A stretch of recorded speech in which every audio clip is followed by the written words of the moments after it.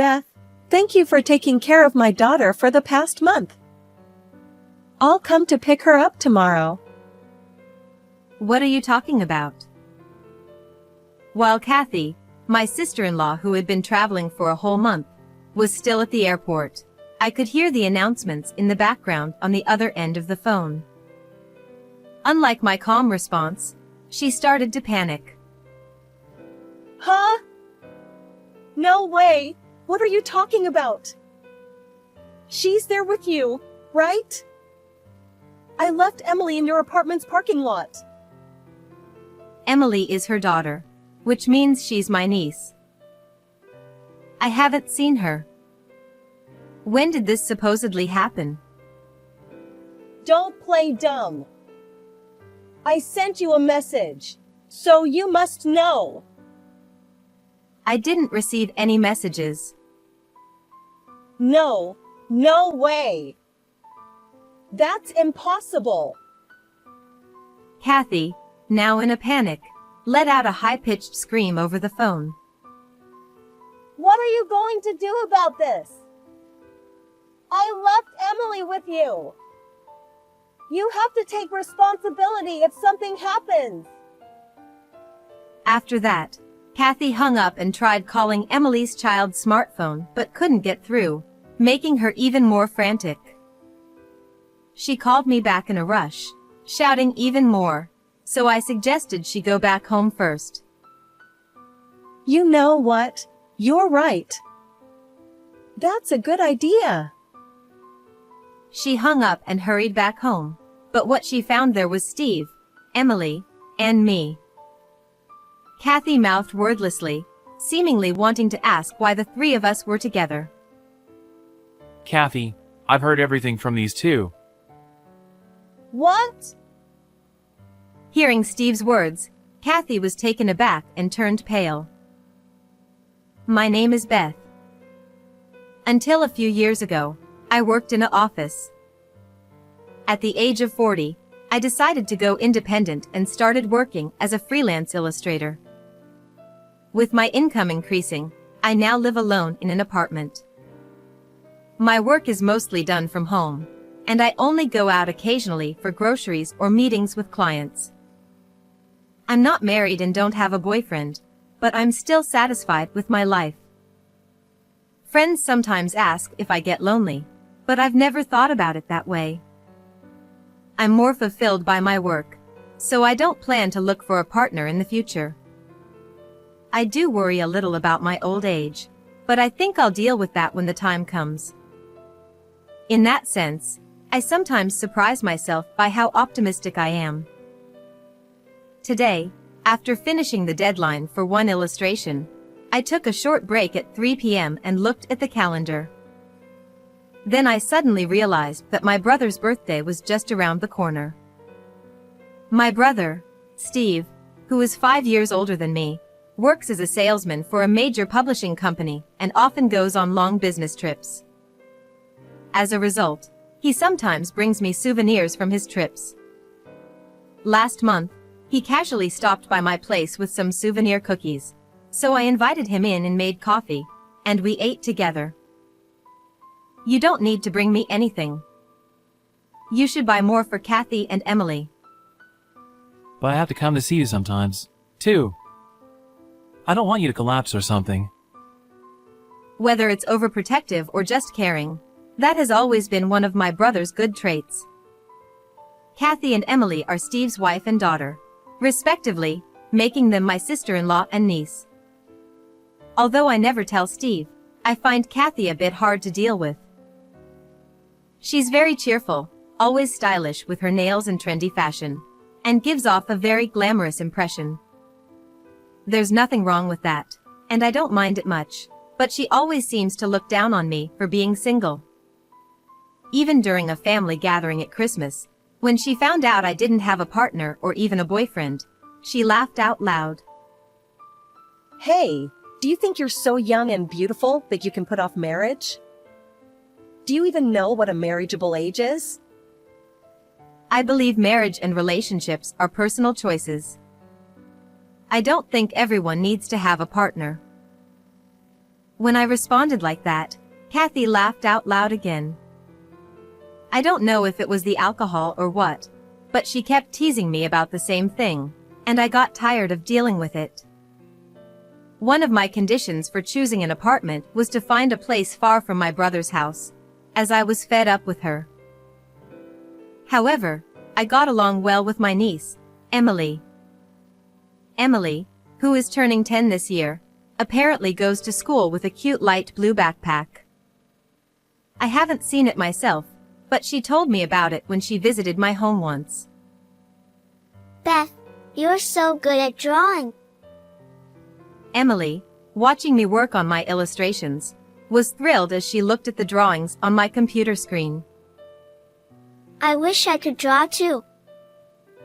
Oh, do you want to try? Can I? Yes. I still have plenty of time before the deadline, so you can try a little.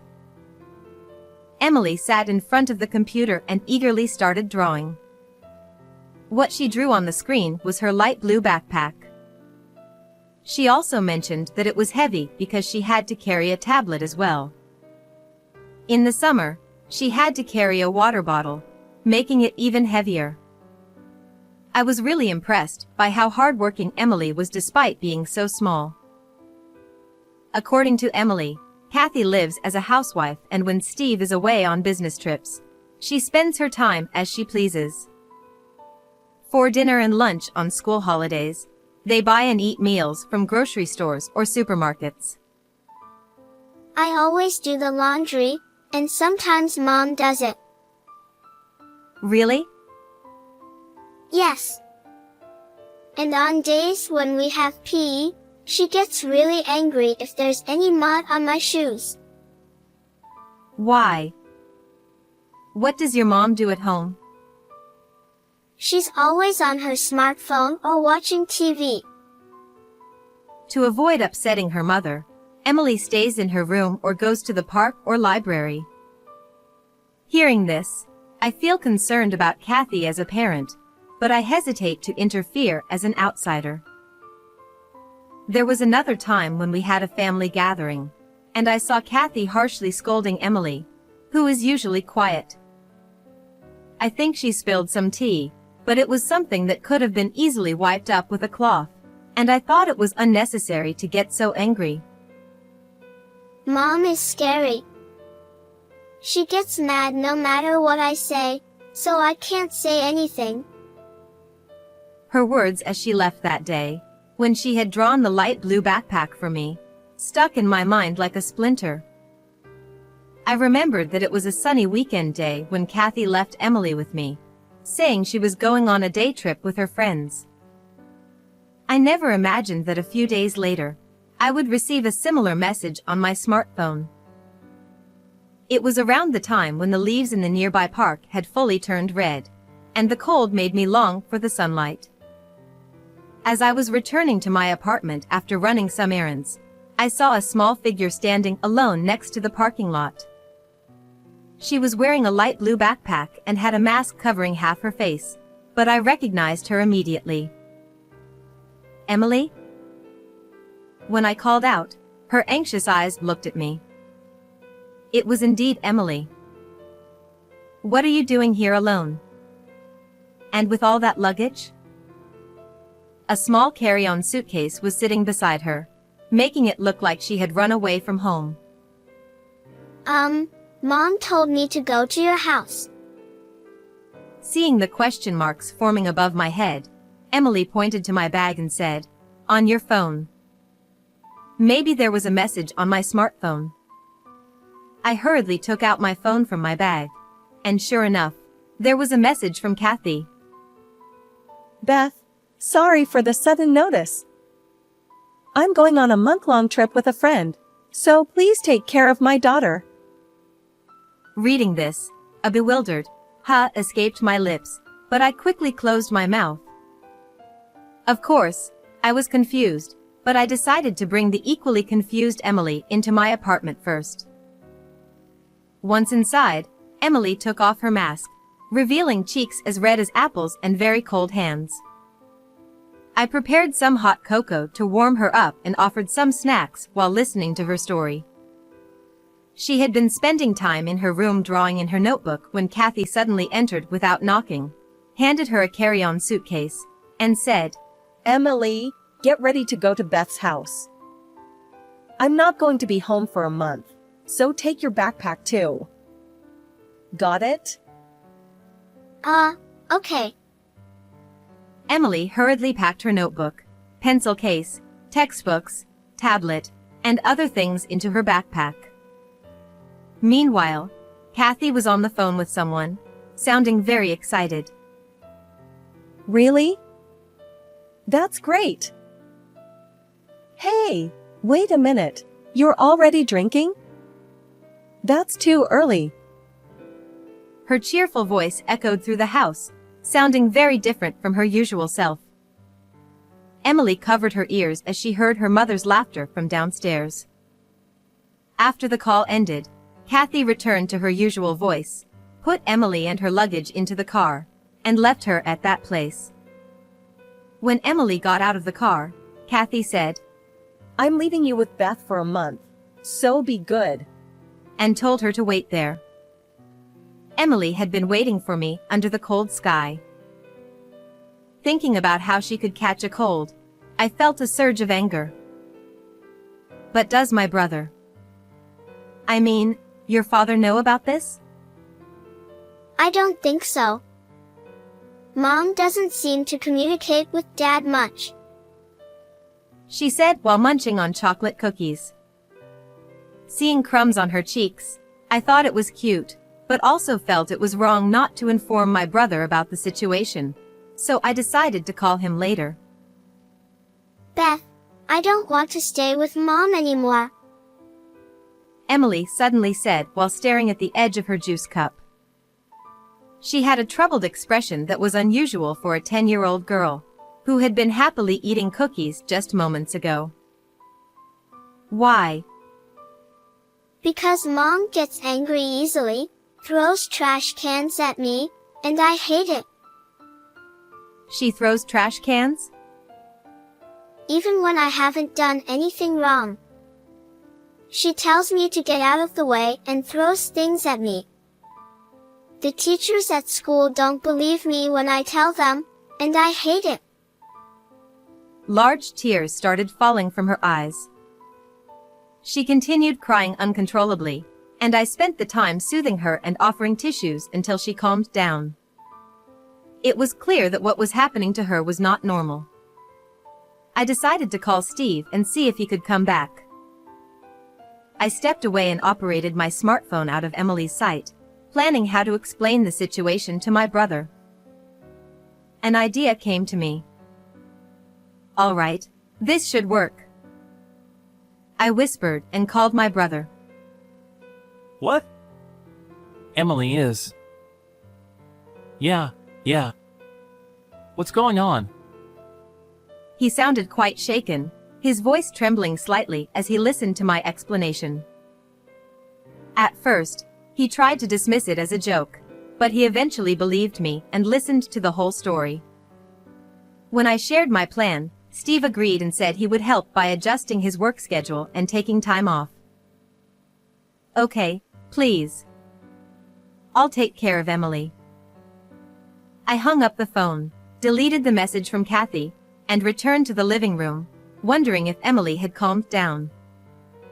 I decided to treat her to something nice for dinner tonight, thinking about what to make as I took one step at a time back to her. Although Emily's school is a bit far from here, I explained the situation to the school, and they arranged for her to take the bus. This should make it easier for her to carry her heavy backpack with the tablet. I planned to bill Steve later for the bus pass, and I continued working from home as usual during the day. Emily wasn't enrolled in any after-school activities or programs, so she would come home after school and do her homework. Beth, can you check my homework? I was surprised, thinking that the teacher would normally do that, but Emily explained it wasn't the case. My classmates all have their moms check it. I did mine by myself. Realizing just how self-centered Kathy was, I picked up the red pen. After finishing grading her worksheets, it was time to prepare dinner. Whenever I went into the kitchen, Emily would follow me, eagerly indicating with her eyes that she wanted to help. Tonight we're making meatloaf. Could you start by peeling the onions? Sure. Emily quickly peeled the onions and followed my cooking instructions efficiently. I wondered where she had learned to cook but didn't have time to ask as we quickly finished making the meal. As these daily routines continued happily, a month passed in no time. Anticipating it was about time, I looked at the calendar, and sure enough, my smartphone rang with a call from Kathy. Beth, thank you for taking care of my daughter for this past month. I'll pick her up tomorrow. What are you talking about? I replied calmly. Having been on vacation for a month, Kathy was still at the airport, as I could hear announcements in the background. What do you mean? I left Emily at your apartment, so you must know where she is. I haven't seen her. When did you supposedly leave her here? Don't play dumb.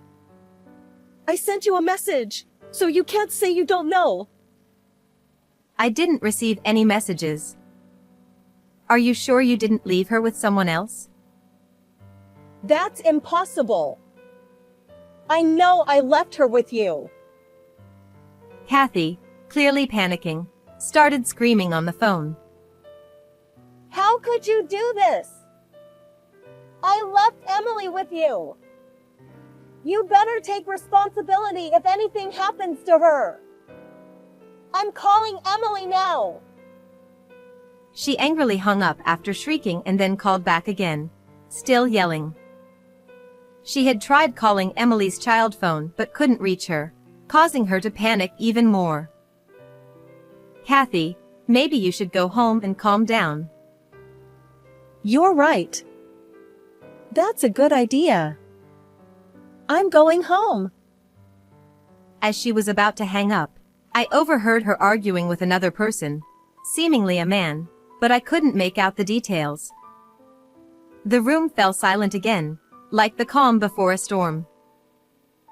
Eventually, when Kathy returned home, she rushed down the hallway with loud, heavy footsteps.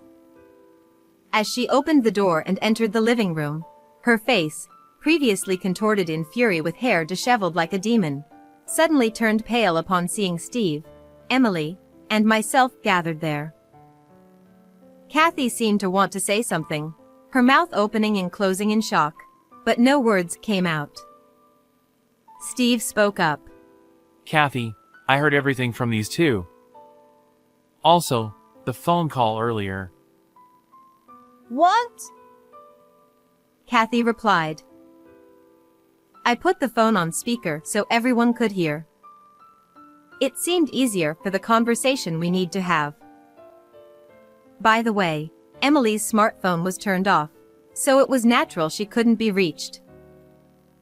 What were you thinking, doing something like that? Kathy exclaimed. The irony is rich coming from you.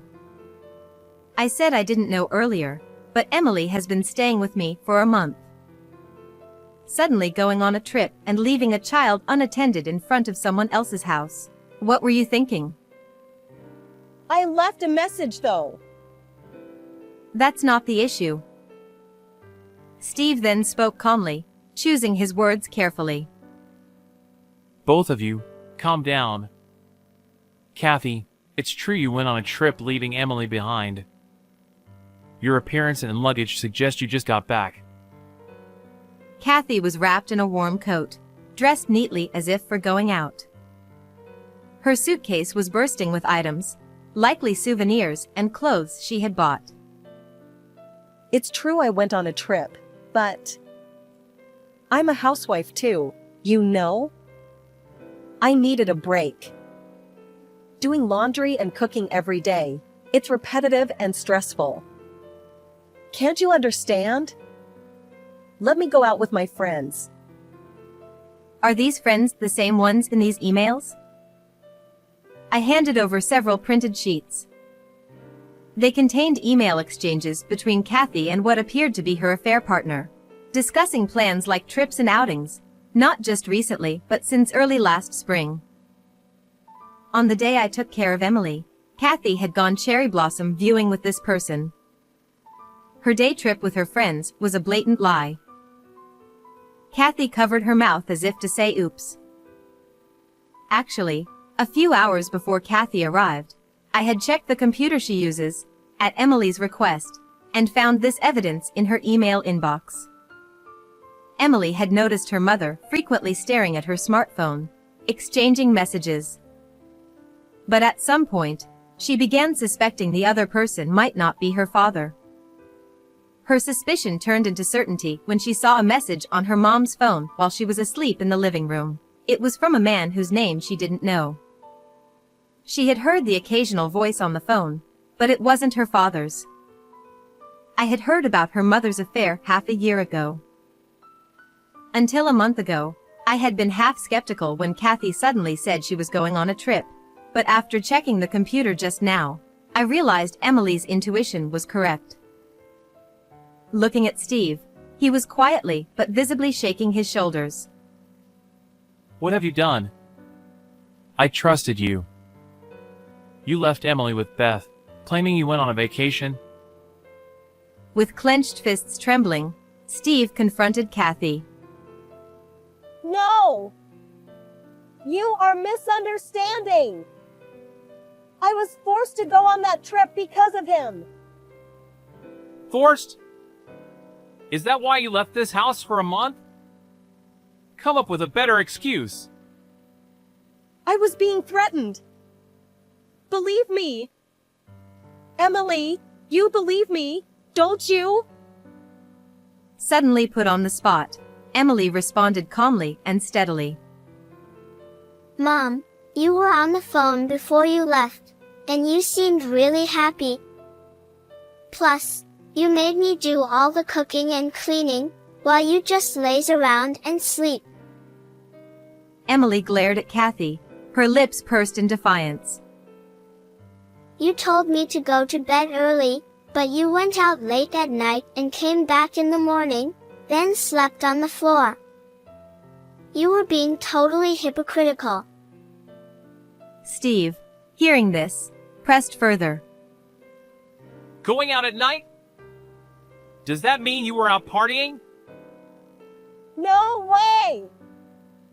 Emily, stop talking! I quickly showed Steve a photo on my smartphone. It was a picture of Kathy, dressed flamboyantly, leaving late at night. This was taken a few months ago. Emily contacted me, and I happened to be nearby and took this photo. I was shocked too. Where were you going at that hour, Kathy? Oh no. Seeing the photo, Kathy realized she couldn't talk her way out of this and collapsed to the floor. I can't believe this. I can't leave Emily with you anymore. Let's get divorced. I'll demand alimony. From now on, you can enjoy your life with that other guy. Steve turned his back on Kathy, his shoulders slumped. Why? Divorce? You can't be serious. Don't you think it's pitiful for Emily not to have a mother? What about Emily? Hey, help me, Emily. No. Absolutely not. I'd rather have Beth than a mom like you. It felt embarrassing to see her begging her own child. While I took care of Emily, I tried to spend as much time with her as possible, talking about school, hobbies, and her future. Of course, cooking together was one of those things. Don't worry, Kathy. I'll make Emily happy. With a smile, I said, and Kathy slumped, saying nothing more. Half a year later, their divorce was finalized, and Steve gained custody. Kathy, dragged by her parents, returned to her hometown. By the way, the man she had an affair with online disappeared as soon as he found out about Kathy's divorce, and they couldn't communicate anymore.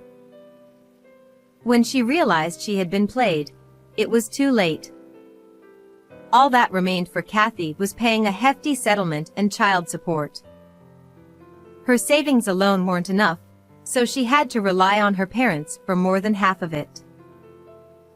However, this led to stricter monitoring by her parents, and she couldn't go out late at night anymore. Moreover, rumors spread throughout the neighborhood that she had divorced without taking her own daughter, so she rarely went out of the house during the day. Still, she couldn't avoid working forever, so someday she would have to re-enter society, but neither Steve, Emily, nor I knew what would happen after that. Steve decided to rent out their old house and move to another floor in the apartment where I live now. He plans to use the rent for mortgage repayments and savings for Emily. I started visiting them almost every day. Steve couldn't be near Emily due to frequent business trips and neglecting his family. He reflected on concentrating too much on work and decided to change jobs. It must have been tough to switch careers in his 40s, but his sales performance was outstanding, and his communication skills were high. It wasn't surprising he received job offers from 2 or 3 companies and started working at one of them. I didn't know Steve's abilities that well, and I was surprised, but he had always preferred field sales at his previous company and gently declined promotion talks. I didn't find it interesting to stay on the same floor of the same company all the time. For that reason?